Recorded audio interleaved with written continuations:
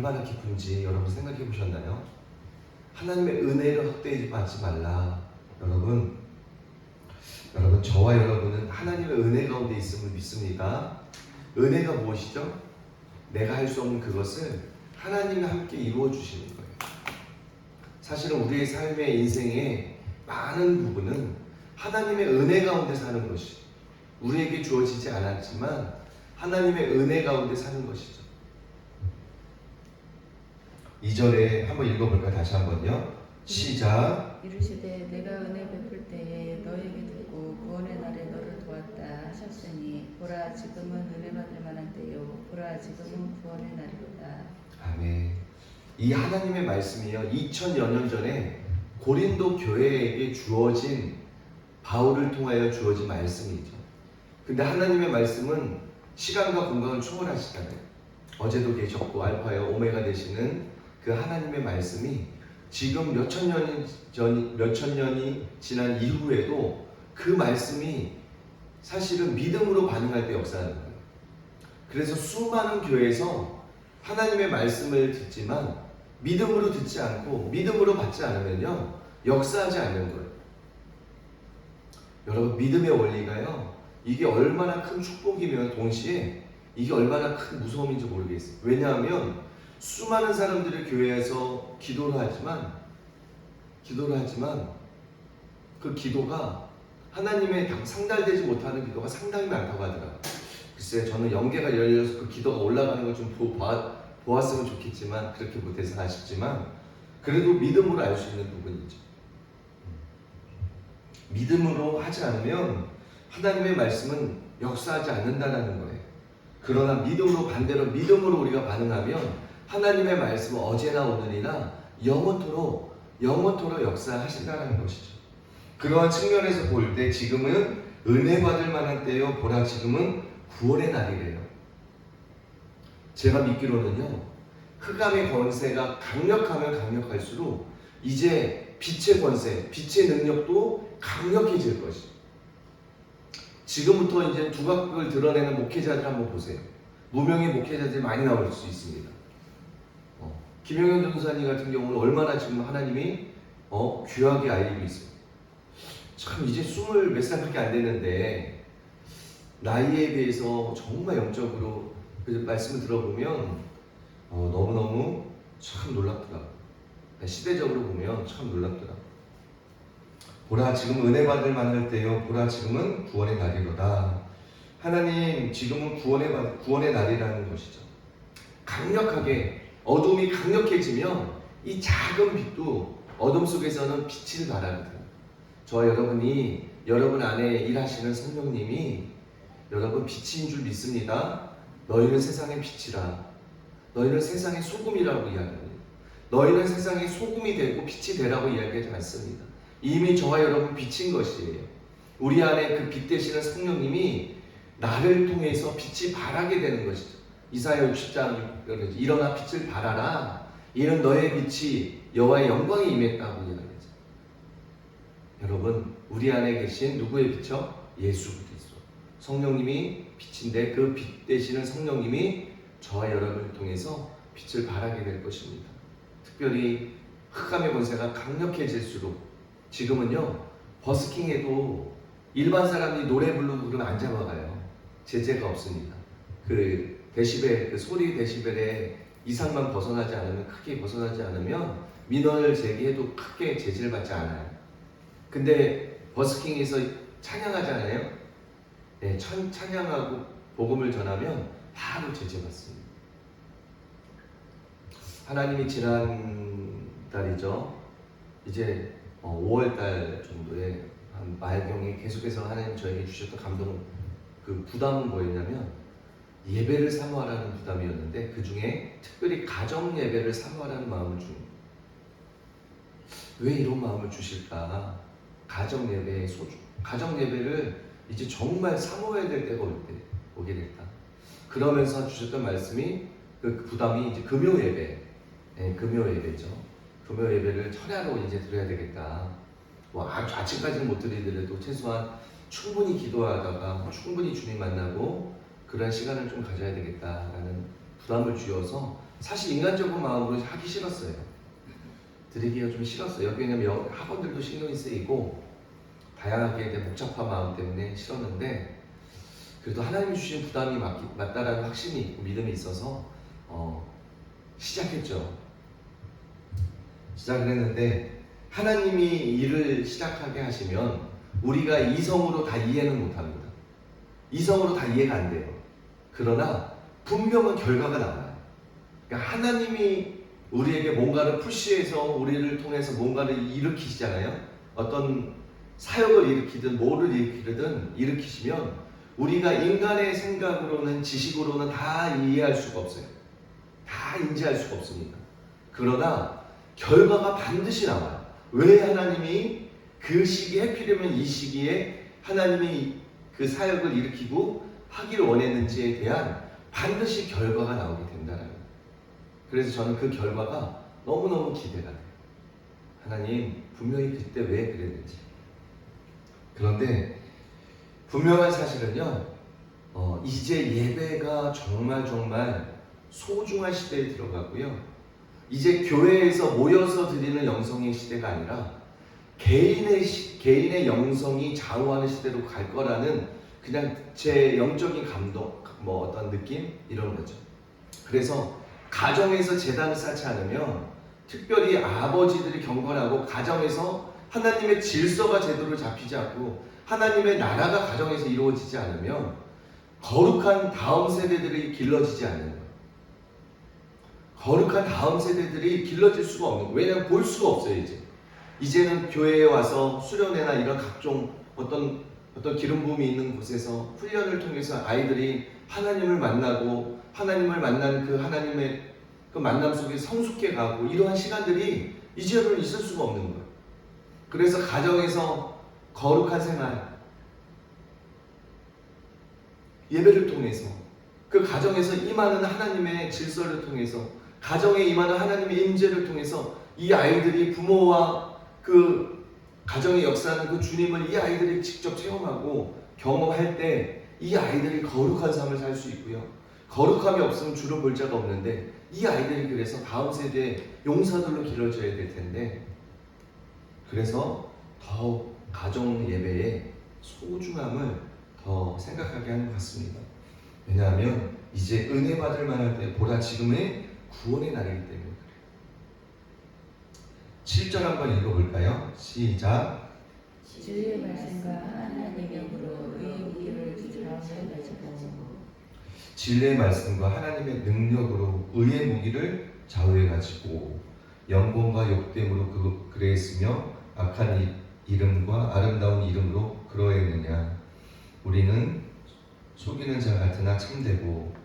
9절 10절 한번 읽어볼까요? 시작. 무명한 자 같으나 유명한 자요, 죽은 자 같으나 보라 우리가 살아있고, 징계를 받은 자 같으나 죽음을 당하지 아니하고, 근심하는 자 같으나 항상 기뻐하고, 가난한 자 같으나 많은 사람을 부유하게 하고, 아무것도 없는 자 같으나 모든 것을 가진 자로다. 여러분 9절 10절을 보면서 여러분 무엇을 느끼게 되나요? 여러분, 이게 자아가 죽지 않으면요 9절 10절을 이룰 수가 없어요. 여러분, 진짜 하나님의 마음이 그 안에, 그 마음 가운데 있지 않으면요 우리가 이길 수가 없어요. 왜냐하면 우리는 보이는 세계에 너무 집중되어 있고요, 세상 사람들의 영광에 너무너무 우리 또한 같이 집중하여 있기 때문에, 무명한 자 같으나 유명한 자요, 이 땅에서 무명한 자 같죠. 아무에게도 이름이 없는 무명한 자 같습니다. 그러나 실상 하늘에서는요 우리를 유명한 자로 여기고 있다는 거예요. 그리고 죽은 자 같으나 보라 우리가 살아있고, 징계를 받은 자 같으나 죽임을 당하지 아니하고, 근심하는 자 같으나 항상 기뻐하고, 가난한 자 같으나 많은 사람들을 부유하게 하고, 아무것도 없는 자 같으나 모든 것을 가진 자로다. 여러분, 우리가 근심하는 자 같아요. 왜냐하면 우리 왜 근심이 왜 없겠어요? 이 나라의 돌아가는 상황을 보고 근심하게 됐고요. 이제 분단 76년 동안 북녘 땅에서 많은 고통 가운데 있는데,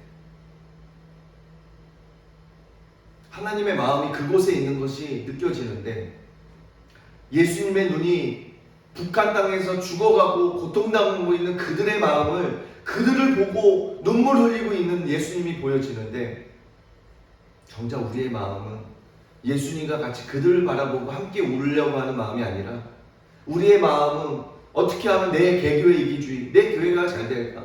어떻게 하면 우리 가정이 부유할까? 어떻게 하면 내가 잘 살까? 여기에 머물러 있고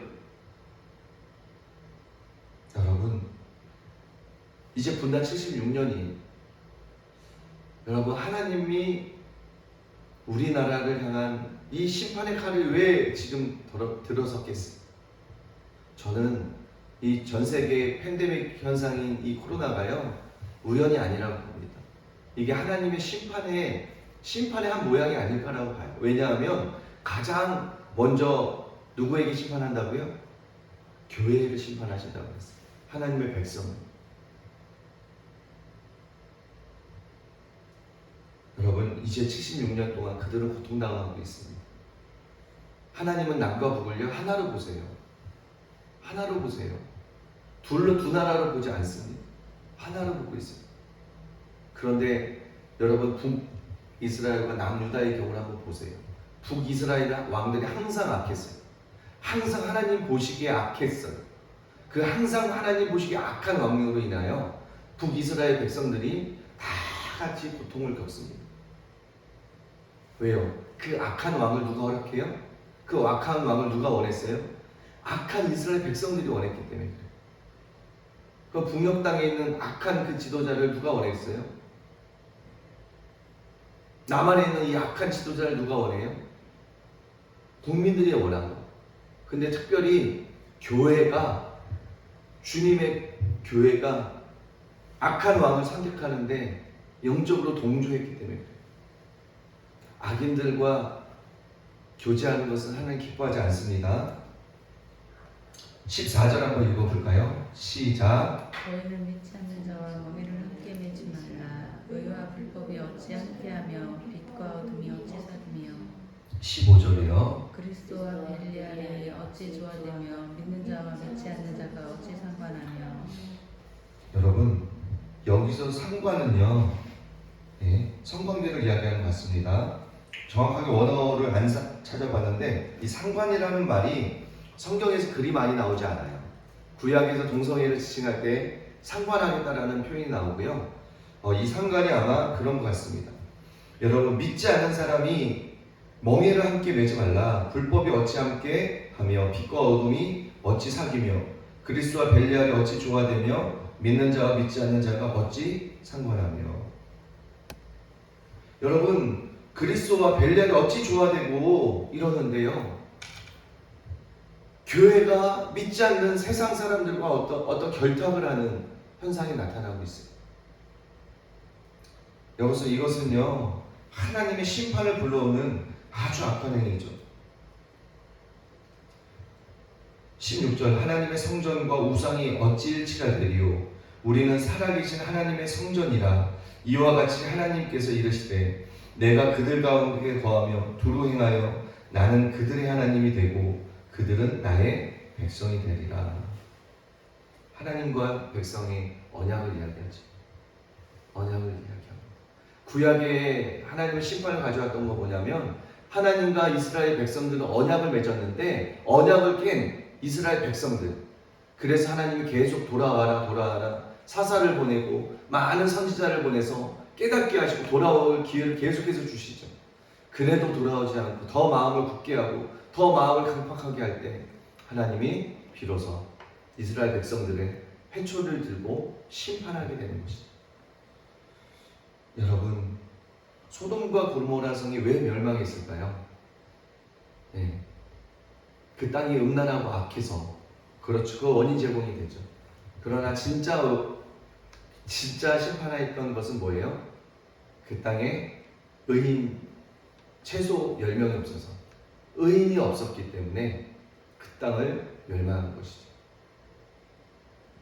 구약의 전쟁 역사가 나타납니다. 근데 하나님이 때로는 그 짐승까지 호흡이 있는 모든 것도 다 멸하라고 하시죠. 그렇게 잔인한 하나님이 이렇게 우리 하나님 이렇게 잔인해 라고 생각할 수 있습니다. 그러나 하나님은요, 그 땅에 죄가 차기까지, 그 땅에 죄가요 차기까지 기다리십니다. 제가 믿기로는 그렇습니다. 그 땅에 죄가 완전히 차서 이제 하나님이 심판할 수밖에 없는 상황까지 갔을 때 비로소 하나님이 심판하셨다라는 거예요.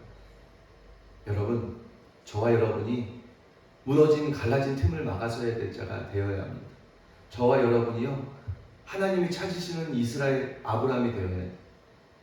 소돔과 고모라 성의 멸망을 하나님이 경고했을 때 아브라함이 그 땅을 위하여 그 많은 사람들의 죽음을 예감하고 아브라함이 홀로 하나님과 막아서려고 했던, 마치 모세가 이스라엘 백성들 위하여 생명책을 제게서 자기를 지어주시고 이 백성을 용서해달라고 외쳤던 그 모세처럼 저와 여러분이 이 땅을 향한 하나님의 진노의 심판이 내리지 못하도록, 그 칼이 멈추도록 저와 여러분이 아브라함이 되어서 하나님 북녘 땅에 아버지 우리 하나님의 백성들 돌보지 않았고 그들의 눈물을 닦지 않았고 그들과 함께 울지 않았고 그들의 억울함을 실현하지 않았고 그들의 배고픔을 나누지 않았던 이 악한 죄악을 하나님 용서하여 주시옵소서. 그 죄악이 나의 죄악입니다. 우리 교회의 죄악입니다. 하나님 성도들의 죄악입니다. 이것을 동일시하여 내가 나의 죄인 것처럼 기도하고 회개할 때, 가슴을 찢을 때 하나님은 그 눈물의 차기까지, 그 눈물의 기도가 차기까지 기다리지 않을까. 여러분, 성경은 어딜 봐도 북이스라엘과 남유다가 70년이면 다 온전히 연합이 되었어요. 근데 북녘 땅은 이제 76년입니다. 아직도 북한에서는 흑암의 권세가 가득 메우고 있어요. 왜 이렇게 전 세계에 전무후무한 독재자가 북녘 땅에 있을까요? 왜 전 세계에 이 전무후무한 악한 지도자가 북녘 땅에서 가장 악하게 틀어막고 있을까요? 그 키가 무엇일까요? 그것은 부르심 때문에 그렇습니다. 하나님 이 한민족, 우리 한민족에 대한 부르심 때문에 그래요. 왜요? 대한민국이 재헌국회가 시작될 때 어떻게 시작해요? 하나님의 성경 위에 손을 얹고 국회가 시작되었습니다. 다시 말해서 대한민국은요, 정체성 자체가 하나님의 기적으로, 하나님의 부르심으로 이 대한민국이 시작된 나라예요. 하나님의 선민인 거예요. 하나님의 언약 백성인 거, 언약인 백성인 거. 우리하고 이스라엘하고 굉장히 유대감이 많습니다. 굉장히 비슷한 점이 많아요. 그것은 통일한국으로 나아가서 결국에 이슬람권을 누가 들어가요? 북한에서 죽음을 각오하고 끝까지 지켰던 그 남은 자들이 아마 들어가게 될 거예요. 그 남은 자들이 이슬람권을 들어갈 거고요. 그 남은 자들이 공산권을 들어갈 거예요. 한국 사람이 선교사 훈련된 사람이 갈 수 있다고요? 저는 그렇게 보지 않습니다. 76년 동안 죽음으로 그 신앙을 지켜왔던, 그 지하교회에서 죽음으로 지켜왔던 그들이 결국 통일이 되었을 때 그들이 만주와 시베리아와 중국과 이슬람권과 결국에 이스라엘까지 그들이 복음 들고 들어가는 마지막 주자가 되지 않을까. 그래서 이제 흩어진 유대인들이 하나님의 말씀에 예언에 이른 것처럼 이제 다 이스라엘로 돌아와 그때 예수님이 오지 않을까. 하나님이 올라간 그대로 시온의 대로가 그때 올라간 그대로 다시 재림하지 않을까, 오시지 않을까 생각합니다. 여러분, 이 시간 우리가 예수님을 정말로 친히 알아야 합니다. 정말로 지금은 지식으로 아는 하나님을 멈춰 있으면 안 됩니다. 그 지식이 우리 심령 가운데 넘어 들어와서 살아계신 그 하나님을 호흡하는 것처럼 느끼고 우리의 초점이, 우리의 초점이 세상에 머물러 있는 게 아니라 늘 주님을 바라보는 초점이 되었을 때 우리는 이 땅에서뿐만이 아니라 환난과 권고와 핍박이 올 때도 우리는 주를 배반하지 않고 주님의 편에 설 수 있는 저와 여러분이 되지 않을까 생각합니다. 여러분, 지금부터라도요 마인드 컨트롤을 가져야 합니다. 우리가 앞으로 핍박의 시대가 올 때 내가 이 핍박의 시대의 당사자인 내가 어떻게 이 핍박을 맞서 갈 수 있는지 우리가 지금부터 우리가 마음으로 굳건히 그걸 생각하지 않으면요, 막상 그게 확 닥쳐버렸을 때 당황하고 우리가 배교의 길을 우리도 갈 수 있습니다. 그래서 지금부터 정말 기도해야 돼요. 하나님, 정말로 중요한 선택의 시간이 올 때 내가 주를 배반하지 않고 주님의 편에 설 수 있는 은혜를 달라고 기도해야 하셔야 합니다. 하나님의 편에 설 수 있는, 예수님의 편에 설 수 있는 은혜를 달라고 저와 여러분이 기도해야 될 줄로 믿습니다. 저는 세상의 정치인들 믿지 않습니다. 세상에 누가 나왔을 때 뭐 야당 보수, 뭐 진보, 전혀 믿지 않습니다. 어느 누가 나와도 희망이 없습니다. 어느 누가 나와도 희망이 없어요.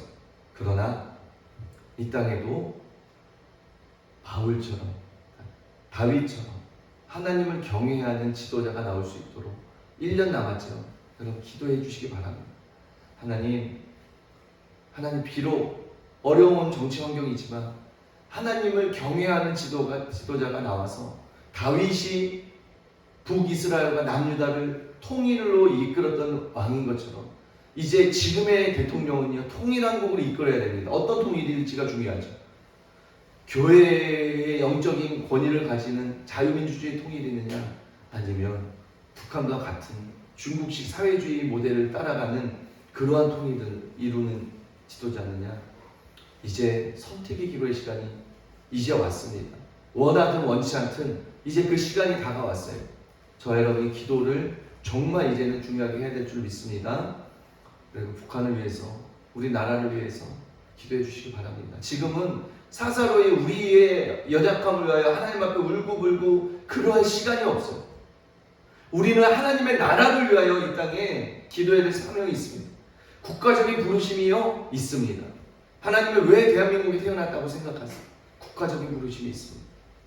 그래서 우리는 먼저는 나라와 민족을 위하여, 그리고 교회를 위하여, 그리고 목회자들을 위하여, 그리고 우리 가정을 위하여, 그리고 우리 가족을 위하여 그렇게 기도하는 저와 여러분이 되시기를 예수님의 이름으로 축원합니다.